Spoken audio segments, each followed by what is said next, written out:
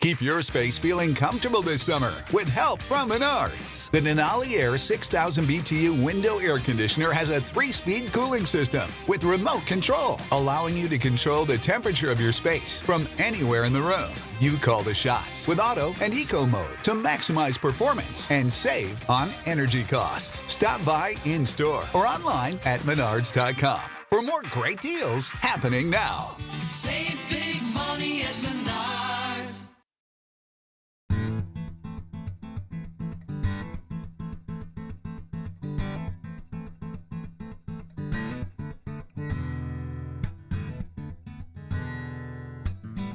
Welcome to Talk Farm to Me, the podcast that puts farmers center stage. Today we meet third-generation rancher Rob Rastovich from Barley Beef Ranch in Bend, Oregon. And like many of the visitors who flock to Bend for its craft beer, Rob's cattle are also steeped in hops and barley. But that's only one part of Rob's life as a farmer. Today you'll hear about Rob's other love, technology. The Internet of Things, innovation, and efficiencies. It's important to note before we start that more than 52% of American farmers have another job off the farm. Rob is one of them, but you will be surprised to understand the intersection of his Silicon Valley life with his ranching one in Oregon's Deschutes River Valley. I'm so interested to talk with you and to hear all about your double life. Is that what you have? Yeah, I guess so. I guess you could call it that, yeah. I'm third generation cattle rancher in Central Oregon, a little town called Bend, Oregon. It was my grandfather that actually founded the ranch in 1919, so we're 102 years old. He worked it for his entire life, and my dad was the youngest of 7, and he worked it for his entire life, and then I took over from him in about 2006 or so. And so before, they did a small cow-calf operation. Quickly, a cow-calf operation is a method of raising beef cattle where the rancher keeps a herd of cows in order to produce calves for sale. I just wanted you to know that. Bend is a little bit of a tourist town, and we were a very small town. I grew up on the ranch here, and when I was growing up, Bend was more of a mill town, Then the mill started shutting down, and so everybody I knew used to work at the mill. And when the mill started shutting down, Bend kind of reinvented itself as a brew town back in the early 90s. And as a tourist destination, we have a couple destination resorts that bring in a lot of tourists, a lot of golf, we have mountains, we have a lot of ski resorts. But it started with Deschutes Brewery was really the first brewery that reinvented itself as kind of a beer town. And so we started working with those guys and picking up their spent grains. Spent grains from a brewery like Deschutes is typically 85% of its total beer-making byproduct and is commonly fed to chickens or pigs or to other animals or used in compost. And we feed that to the cows, and then we started, selling a little beef back to consumers, locker beef, and then we got some commercial accounts and selling it to the pubs in town. And so now we pretty much exclusively do feeding of beer mash to cows. We have a partner ranch out in Eastern Oregon that supplies us with kind of a ground beef program, and we feed them the beer mash, and so we come into Bend and have a burger and a beer. You're eating a burger raised on the beer you're drinking. No. So we kind of reinvented ourselves as more of a kind of a backgrounding in a feedlot model, but more of a beer. I call it. I always say, if you want to help the local farmer drink more beer. Before we move on from here, let's just touch on backgrounding and feedlots for a minute.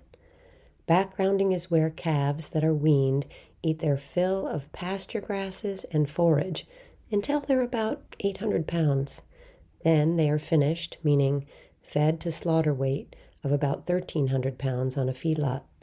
A feedlot, as defined by the Environmental Protection Agency, or EPA, is an agricultural operation where animals are kept in confined situations and the feed is brought to them rather than them grazing for it.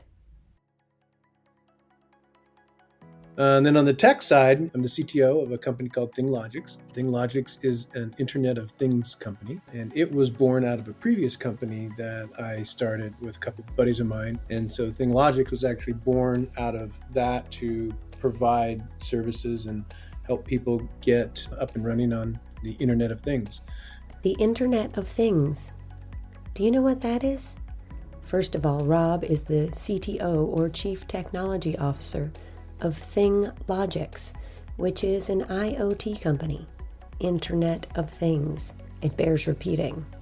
Essentially, IoT is a system of interrelated computing devices, mechanical and digital machines, objects, animals, or people.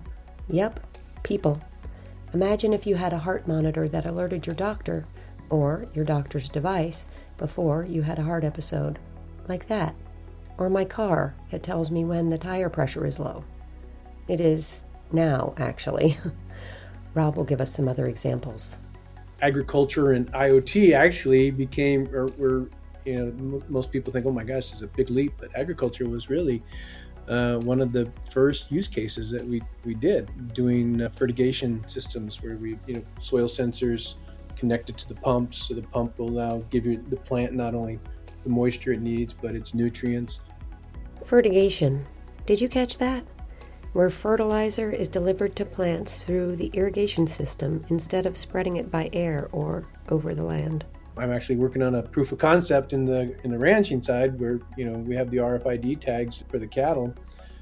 RFID tags are radio frequency ID tags that go in a cattle's ear tag, typically placed in the left ear, that allow a rancher to track and identify cattle from as early as just after a calf is born. And so working on a system in our corrals so that I can kind of punch in what cow is ready to go to market, and as she comes in to get water or feed, kind of close the gate behind them.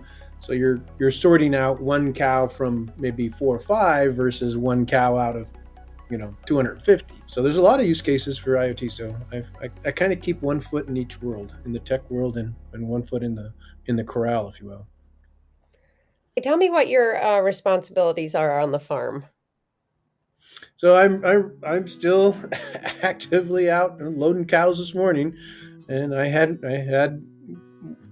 right now my main activity is not dying because some of these cows. We had this cow this morning. She did not like me, and she was not afraid of me, and she came right after me, and I was up on the fence faster than I probably should have been. So I still do day-to-day stuff. I'm feeding, irrigating. I'd have 2 ranch hands that help me out. I have one that kind of manages the herd and the feed, and then we have another one that just picks up the feed because there's a big infrastructure that goes along with, picking up the mash from the breweries and whatnot. My daughter, Emily, runs sales, and she basically does the operations part of it. So between the 4 of us, we keep things going. And what kind of cow company do you have in numbers, the 4 of you? Well, we keep on hand about 250 at any given time, and we do truckloads of about 35. So, so once the cattle get to the point where they're, about 1,275, 1,300, then we'll take a load down to the processor and then bring in the new ones. So they kind of keep rotating out. Also keep a small herd of steers for locker beef that we just kind of maintain separately. This is the second time Rob has mentioned locker beef, so I thought I would clue you in. Locker beef is generally half of a cow cut into choice cuts. A 1,200-pound animal yields about 500 pounds of beef. But the ground beef program is our main focus for the cows these days. And that ground beef, you were mentioning, a lot of it is sold locally, but that's a lot of ground beef. Are you selling it beyond? Oh yeah, so we actually work with another ranch. Roaring Springs Ranch is out in Eastern Oregon. They're a very large operation, and they, under Grass Valley Beef is their brand. So they actually supply Cisco. They're doing a lot of Whole Foods stuff too. So I don't know what the numbers are that they're butchering every week because we're only a small portion of what they butcher. But yeah, we're part of that program as well. So your beef goes locally and then it goes through them to Cisco and Whole Foods. I'm sure you're aware of cow nutrition and what have you, having like been involved with cows for so long. What is the nutritional value of spent grains? There are some farmers who look at me like, you're doing the wrong thing. There's nothing left in that grain. The analogy I always use for it is coffee grounds. In the old world system, you put coffee in the filter, and the coffee, you put the water in, and the water would go through the coffee and make coffee in the coffee pot, right? Well, when you first put those coffee grounds in there and you put the water in, that's going to be your best coffee. But if you were to put another pot of water in instead of taking the coffee grounds and pull out, you would get, a pot of coffee. It wouldn't be as strong as the first one because it would some of the thing, but there would still be, nutrients in coffee left in that grounds if you put another pot of water in there. And that's kind of what it is with the grains. We think there's somewhere, and we've had it tested, there's somewhere between 10 and 13% with protein left in that spent grain. There's a lot of water in it, and you got to supplement it with, there's a recipe that we've come up with of, hay and grain to make sure that they're gaining weight, but also maintaining their, the roughage in their diet. So there is definitely protein on there. While we did, when we first started doing it, we were doing backgrounding of calves. Calves do really well on it, but calves need a little more of the protein energy to get that bone structure on them. Where we work really, really good is, because Central Oregon just we're on the desert, and so a lot of the cattle that are in Eastern Oregon are desert cows, and they're running on BLM land. BLM is the Bureau of Land Management. It's an agency of the U.S. Department of the Interior. And often, farmers and ranchers will rent land from the U.S. government in order to graze their cattle. And, they're having to walk a long way to get their food. So when they come in, they got a good frame on them, but they may not have, the bulk that we want. So they kind of sit here in the lap of luxury and be fed with the mash for a few months, and they fatten right up really well. And so your cows are they in barns? We have 200 acres here. And so they're running out on the whole place. We run about 60 acres of irrigated land when we have water. We're in the middle of a drought, and for the last couple of years we haven't had the water that we need. That's a whole other conversation. So they do pasture, they graze, and then they come in twice a day for their daily beer fix. You obviously have some chops in the farm side. How did you develop your expertise on the tech side? I actually went to school for marketing. I started when I graduated. I was living in Southern California, and I started an advertising agency in the late 80s, early 90s with a buddy of mine, and we were doing marketing. And always looking for a new angle, and the internet came around, and I had a customer, Harbor Freight Tools. They're still around today, that I was doing some work for at the time.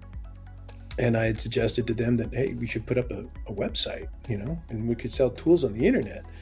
They said, there's no way anybody's ever going to buy tools on the internet. I mean, no one's ever going to put their credit card on there. I says, yeah, they will. And I forget that the owner had this report, of customer profile. And it was one of those old green bar reports, and he put it on the desk, and he said, look at page 312, whatever it is. And there was an analysis of the customer, and it said percentage of customers that own a computer, 2%. He goes, our customers don't even own a computer. Why do you think they're gonna buy tools online? Because at that time they were printing catalogs and mailing catalogs. And I said, well, 98% of your non-customers do own a computer. I said, so maybe it's a new way of getting new customers in there. And we went back and forth. He finally let me do it, and I coded my first e-commerce website. It was like 93 or 94, and I was hooked. The technology stuff. I always say I have two habits: code and cows. Right? I got to get my fix of both. So. I just want to dive back in a little bit to what you were talking about before about the intersection between the two. That your proof of concept really grabs onto one part of the world really well while you're experimenting with something that you're developing. Yeah, so there's a lot of efficiencies that can be gained. Farming is, if it's nothing, it's about efficiency, and in so many different ways. And over the years that I've been on the ranch, and my father was a great fabricator. Whatever they always say that necessity is the mother of invention. Well, whatever it is that you need, and if it doesn't exist, and you can find a way to cut your labor down to make it easier for you to do that, to be safer, we'll do it. And the advent of machinery over the years, I mean, this ranch was done with, fields were plowed with horses, and the original hay was on wagons with horse-drawn wagons. And when the tractor came around, that was a big deal. And each time as technology and things that make farming more efficient come in, that's what it's all about: getting more yield, making it easier, making it less labor, whatever you can do to be more efficient. And that's no more is true of that with water. Water is our most precious resources, and trying to get more efficiency with water. So what I found is technology, obviously that's the goal of technology as well, is efficiency. The whole point of whatever it is we do is we can do it a little bit better, we can do it easier or faster. And those two mindsets are actually the same mindset, always with an eye of trying to make things a little more efficient, a little bit better. And so a lot of times people think technology and ranching are miles apart. Well, they're actually very similar. They just use different tools. One uses a keyboard, and another one's using probably a welder and a hammer and nail to fabricate what it needs to do it. A couple of years I put in industrial hemp. I'd get on the hemp bandwagon, hemp for a couple of years, and because it's more of a row crop, and we did potatoes years ago, but typically we've been cattle ranchers. But I wanted to try my hand at the row crop thing. And technology came in real handy. I actually had a proof of concept with Boston Dynamics, which was they have a robotic dog called Spot. And we got a couple of spots, and we could program them to do things. Well, one of the proof of concepts that we were doing was being able to take a robotic dog that can traverse really tough terrain, not like wheels or something, but can walk, recognize plants. Like in a hemp field, you can't have any male plants. They need to all be female plants. So you need to go through and check those plants and be able to remove the male plants, because it'll destroy the whole crop if it starts to pollinate that way. Even just as simple as weeding, moving those robotic dogs up and down and letting them weed. The efficiencies were amazing. Now, it still isn't economically feasible right now, because the cost of a dog is, more than the cost of a tractor, and definitely more than cost of labor. So, but those efficiencies start to come in as we start to do these proof of concepts. The price always comes down in technology. So doing row crops that way, managing, which you mentioned, the corrals, being able to manage the herd, instead of right now, what's the cow that goes to market? It's the slowest one, the one that you can catch the easiest. Well, we need to get the cow to go to market that's been here the longest, that is ready to go, and that is safe. And anybody who's ever been on a ranch, that you get into a corral with a 1,400-pound animal, you're going to lose. And so trying to get safety in the handlers out of the dangers is another advantage of technology, being able to move those corrals so that you're not having to be separate them by yourself. And then the stress on the animal too, making it so that you're not pushing them, you're not trying to create that stress, because that stress on the animal affects the quality of the product. The problem is the cost benefit, right? We got to wait. That cost of technologies is too high, and it's pennies that you're dealing with on the ranch, right? You want to save pennies here and pennies there, and that's the only way you're going to make a profit. So it's very slim margins on the ranch. So what we're trying to do is make it so that those technologies can come down to a place where it now does become financially feasible to put those efficiencies in place. So you're farming cattle, you're farming ideas and efficiencies, and tell me where else this kind of technology is ideally applied. Oh, so the technology itself is we actually working with the USGS. One of the big things, and one of my other passions is water. Obviously, as a rancher and trying to grow crops, he who has the water wins. And so we're actually working with them. This technology is being used to monitor river flows. The USGS is the U.S. Geological Survey, a scientific agency of the Department of the Interior that studies landscapes, natural resources, and threats to those resources. So, we have actually gotten really good in these last few years, last 30 years of, we have an electrical grid, that we can move natural gas, pretty well. We've even gotten really well at municipality water, moving the water in a municipality. But the one thing that lags behind is agricultural irrigation. It's still running down, old ditches, and it's hard to monitor and to manage snowpack versus, river flow, using this technology so that you can actually start measuring in real time. Like if you're at the top of the, Colorado River and you want to see what's going there, that measurement at the Colorado River affects the measurement down in Southern California, because that's where they get most of their water. So being able to manage that entire system in real time is a huge benefit for not just ranchers and farmers, but for the conservationists, for ecologists, being able to make sure that these wetlands stay there. We work with USGS in monitoring snow geese and duck migration. They actually have these little devices that go on snow geese, and we can watch them. And it's the cutest picture. They have a duck, and it's a little backpack they put on the duck, and you can monitor where the duck goes. But one of the real things that they're most concerned about is their breeding grounds are wetlands. And so what they want to look at is, okay, well, how does the water that's in the Colorado River now, which is hundreds of miles away from the breeding grounds where the ducks are, going to affect how much water is going to be in the swamp, so that when they start breeding, they can figure out what the duck population is. All that correlation, of how one thing affects another is really where the technology, can play a big part. That's the other thing about, ranching. And I was thinking about this this morning for a reason. We, as a rancher, you have to look at kind of a very holistic picture. You can't just focus on, if I just focused on, all right, I'm going to feed cows, and I'm going to feed cows. And I lose sight of the fact that, okay, you didn't fertilize your fields, or you didn't water your fields, or you didn't get the pump in there, or there wasn't enough snow in the mountains, or keep moving that picture back so I can look at how everything affects one another. That's really kind of what you have to do as a farmer and rancher. Look at the whole picture, not just, a focused thing. And I think what happens a lot of times now is we get so focused on one issue that we lose track of the larger picture. And I even think that this technology is giving us the ability to see the larger picture. Like, how does one relate to the other? Because right now, we've only had the ability to focus on ducks. I want to see how the ducks, there's no water in the breeding ground. What should we do? Oh, we have a crisis. Well, no, let's look over here and let's look up there. So putting the correlations on that, I think the technology helps a great deal, and I think it's really important. In a modern world with all of this technology, plus your 100-year history on the farm, what's next for your ranch?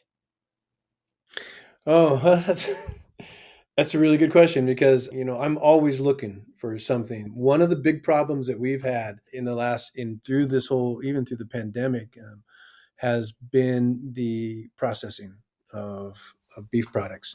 The amount of slots that we can get to process our beef is just so limited. Did you listen to last week's episode with sixth-generation farmer Carrie Edsall in Cobleskill, New York, about her processing issues? It is an issue that plagues farmers from coast to coast. Keep your ears open on this topic. You'll find it coming up more and more, and, well, you'll be in the know.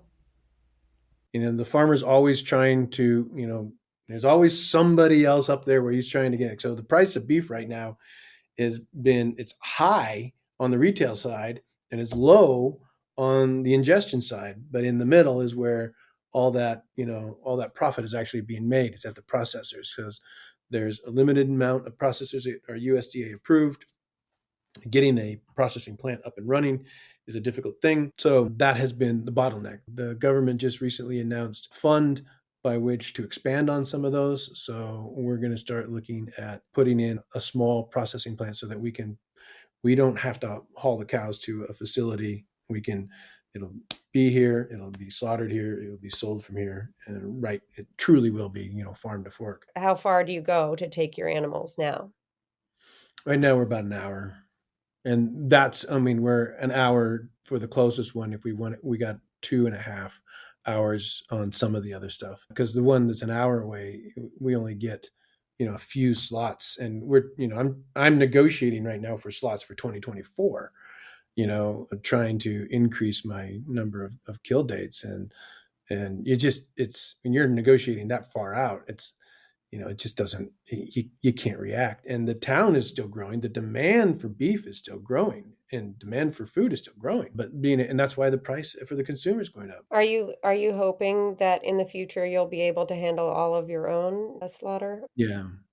And I don't need to be as big as, some of these, I don't need to be killing, 250 head a week.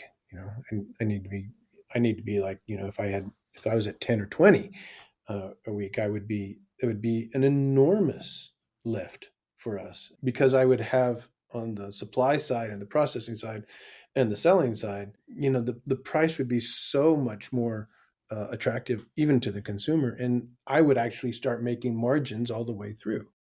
It's kind of a win-win, if you can do that. But it's a big undertaking. We are just looking at doing that right now. I'm also looking at agritainment types of industries, especially in our town, which is more of a tourist town. People enjoy the farm experience and being able to come out and see the farm, and that's important to me, because I need people to meet farmers is what we need. It was one of the things that I was really, when I was reading about your podcast too, I think that is so important. A lot of times I think, farmers get, especially ranchers, because, our product is, we butcher things. So they kind of think of they demonize us a little bit, that we don't care about the land or the animal. And in fact, the farmer's the original conservationist.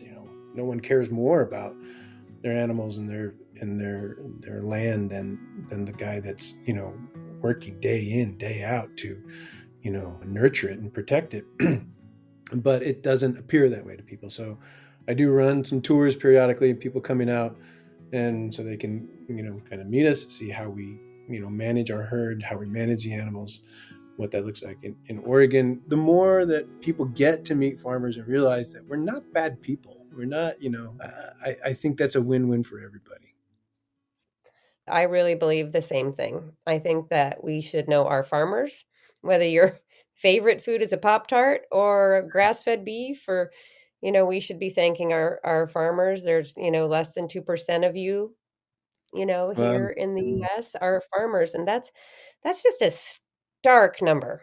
It's a stark number. And if 98% can't say thank you for their, breakfast, lunch, or dinner, I really have always just wanted to figure out a way to shine a spotlight on what farmers are doing. And I think it's interesting, too, for people to understand that farmers are not one-dimensional and have other lives and other things that they do also. They're smart in 1,000 ways. I'm fortunate enough to be around very smart people, because in the tech industry, there's very smart people in the tech industry, but they don't compare to the intelligence of a rancher or a farmer that you run into. And it always amazes me, because, if you're a guy in tech, okay, so you can write code and you know how to do an MQTT request and be able to process SOQL statements and do all that. Well, that's interesting. That's what you do. A rancher, I know these guys, they're veterinarians. They understand anatomy and biology of just about any animal. They're chemists. They know exactly what chemicals need to be and how a plant is. They're fabricators. They're innovators. They're creative. And they're financially minded. I mean, they know their books inside and out. They can read a balance sheet, and you can't push anything over them that they don't know about. And so there are just the intelligence on the ranching side is so amazing. Every one of those guys that that I'm thinking about, they could have a degree in chemistry, a veterinarian degree, a degree in biology. They know enough to do all that, but why would they want to? Right? Well, they're out doing what they need to do. They do what they need to do because that they know what they need to know, because that's helps them do what they need to do. Those are the most, I mean, I'm always just in awe when I start talking to some of these, especially the old timers, and they know, they've tried it all, they've done it all, and you better just shut up and listen, because you're going to learn a thing or two. I have never met a farmer where I was not just like blown away. Yeah. I'm curious, you said something before about pricing. And I mean, I love how your technology really follows the bouncing ball of temperatures and, water, and that some of these other companies are using your technology in interesting ways.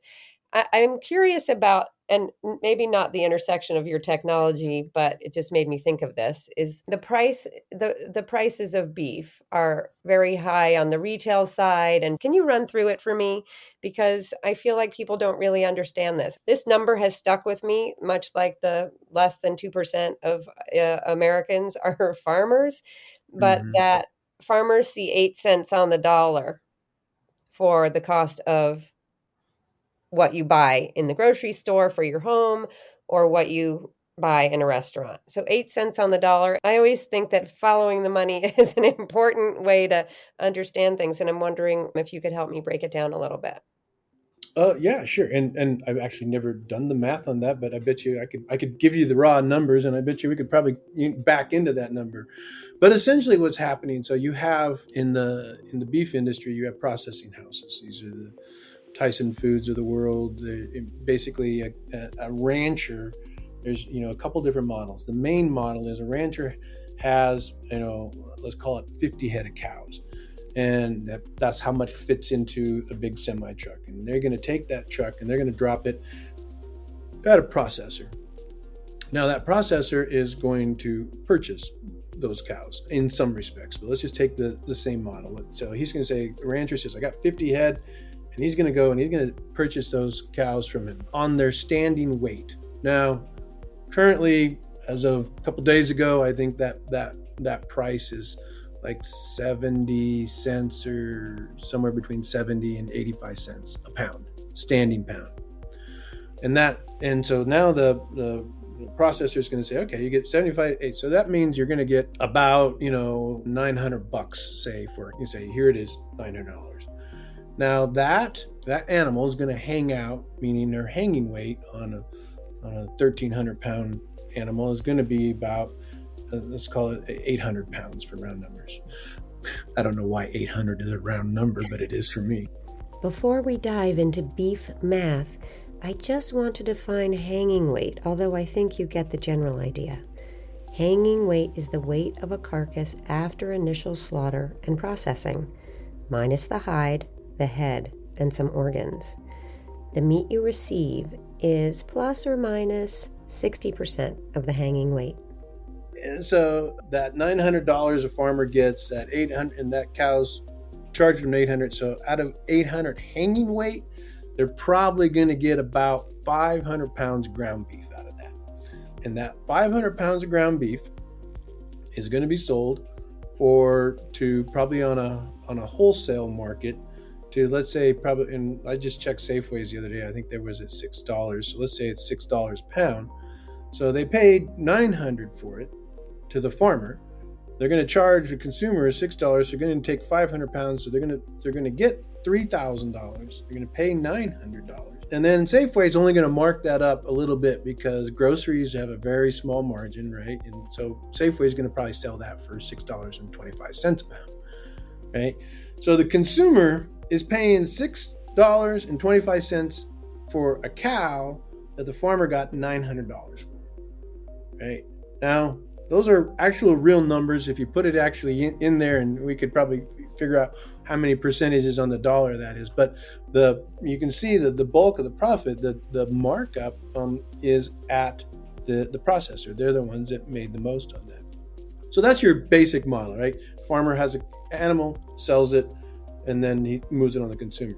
Now there's another model that is also available, and what happens there is the farmer retains ownership. So in other words, we have a co-op here called Country Natural Beef. And so what happens, the farmer says, it takes the same 50 cows. He says, I'm going to take my 50 cows and I'm going to take them to the slaughterhouse. But the slaughterhouse now says, okay, well, you're going to have to leave those cows there for 30 days because they're not quite fat enough, and I got to get them exactly all the same because they all got to be exactly the same. So now the slaughterhouse is going to charge, so he hasn't purchased the cows, but he's going to charge the farmer, I think the current rate, I want to say it's $1.25 a day. It may be higher than that right now. He's going to charge the farmer $1.25 a day for 90 days. Let's use $1 because I can do the math quicker. He's now going to charge the farmer the $900, right? So that he can feed the cow. Then he's going to butcher it, and he's going to say, okay, well, now I'm going to sell the ground beef. He goes, well, I'm not going to give you the $6 a pound that I'm going to sell it for. I'm going to charge you $900. So you pay me $900, and I'm going to give you $3 a pound. It's actually $268, I think was the last one, on the 500 pounds. So the farmer now on the 500 pounds, he's going to make about $1,250, that bit, minus the $900. So he still ends up like with $1,100 or a little higher on his margins than he would if he just sold it directly, but it still goes out to the consumer at a higher at $6. So they're still making the money. So it's that middle ground where the processor is really going to do it, and that's the chain that has been, and that processing is highly regulated, as it should be, right? We want to make sure our beef is safe, and that is, you have to have a USDA inspector, and you have to be approved, and you have to get that slaughterhouse to be exact. So the number of places that you can take your cow to be slaughtered is very limited, and so they can control. If you don't like paying $1.25 a day, then that's okay. You don't have to bring your cows here, but there's no place else to go. So you're out of luck. So being able to do that processing ourselves and do it and have each ranch do that themselves, it's going to be a huge lift for the rancher. Fascinating. So many pieces of the pie. Yeah. And that's why, you got to look at the whole, the big picture. One of the other things that we do as ranchers, I think, and I this is another thing I've been trying to do with the technology, is make it easier for people to buy. People want to buy direct from the farmer. The reason most ranchers and farmers go into ranching is because they're not marketers. They don't want to be hanging out, and they're not salespeople. They're in ranching because we are in ranching because we don't like people. We'd rather be out on the ranch, right? And we make it difficult to do that. I sell direct to consumers, my beef business. We call it Barley Beef. And I used to do what everybody else did. I would send out an email, and I would wait, and I'd say, hey, would you like some more beef? And I'd get a response. I'd get a 1% response, and then I would, go back and forth, and I'd try and call them and schedule deliveries and do all that other stuff. About a year or so ago, this is no more email. I'm not doing email, and I'm not calling. If you want to interact with me, I'm going to do text messages. So using ThingLogic's system, because a message is still a message if it's an IoT message or if it's an SMS message. So I created a little system where I sent a message out to all my customers and says, hey, it's Rob. Would you like some more ground beef? No long email about, pictures of the cows, or you got to buy farm to fork, or no marketing thing. I just said, hey, it's Rob. Would you like some more ground beef? And they replied yes or no. They either replied yes, no, or please don't call me ever again, right? Of which all those responses were great responses, right? I went from a response percentage of less than 1% to greater than 30%. Because my customers now felt like, you're not just emailing me, because they gave me their cell phone. They want me to be it. And then I set it up to, if you ordered 10 pounds of ground beef, I know that on average, that's going to last you about 30 days, because most people are going to eat, that may be early, maybe late for some, I don't know. So I thought I will just mark you down to automatically send you a message in 30 days from now and say, hey, farm girl, do you need some more ground beef? And all you got to do is yes or no. Make it easy for the consumer to do that. That little tiny marketing change in our interaction with our customers. Get rid of email. We still have a website. People still come and they go look on our website, but 90% of our stuff, and we even say on the website, give us a text. Send us a text and we'll get you taken care of. Because now I can Yes, I want some. Okay, we schedule it and we text you a link to say, here's your payment link, and you click the link and you pay and you're done. People want to buy from farmers, but a lot of times they're still like, okay, we need ground beef tonight. All right, should I go on the website and click the button and then it'll show up 3 days later and I have to go, or should I just go to Safeway tonight and pick up my ground beef? It's a convenience thing. As a farmer, if I can be a little more proactive and engage you, and I can say, we know you're out of beef, so how about some more? And all you have to do is yes or no.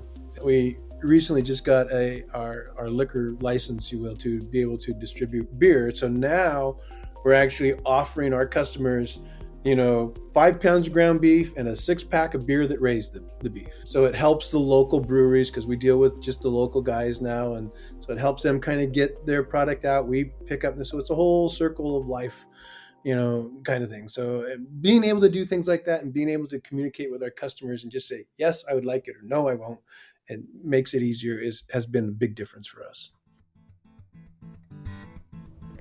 Did you ever think that the future of technology was so inextricably intertwined with agriculture?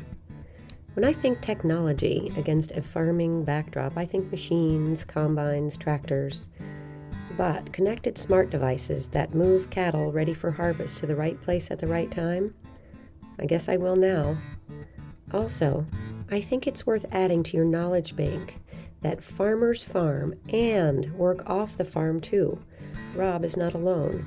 According to a USDA study in 2019, over 82% of income for farm families came from off-farm income. That's staggering. This will have to be a deeper discussion for another episode of Talk Farm to Me, but keep it in mind as you think about how farmers work and what they're up against to grow and produce food for the world and to make a living at it. I'd like to leave you with this from Rob. It bears repeating. I'm fortunate enough to be around very smart people, because in the tech industry, there's very smart people in the tech industry, but they don't compare to the intelligence of a rancher or a farmer that you run into.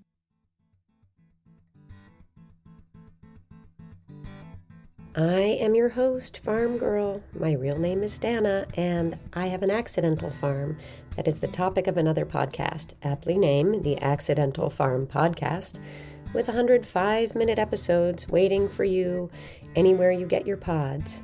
And if you're here and interested in farmers and in supporting them, I am building a support community that includes farmers and non-farmers from across the country. It's called For Farmers, and you can find everything you ever wanted to know about it on xoxofarmgirl.com. See you soon for another episode of Talk Farm to Me. A dairy princess, perhaps? Or startup farmers in Sussex, England, in our first foray across the pond, but not our last? Talk Farm with you soon.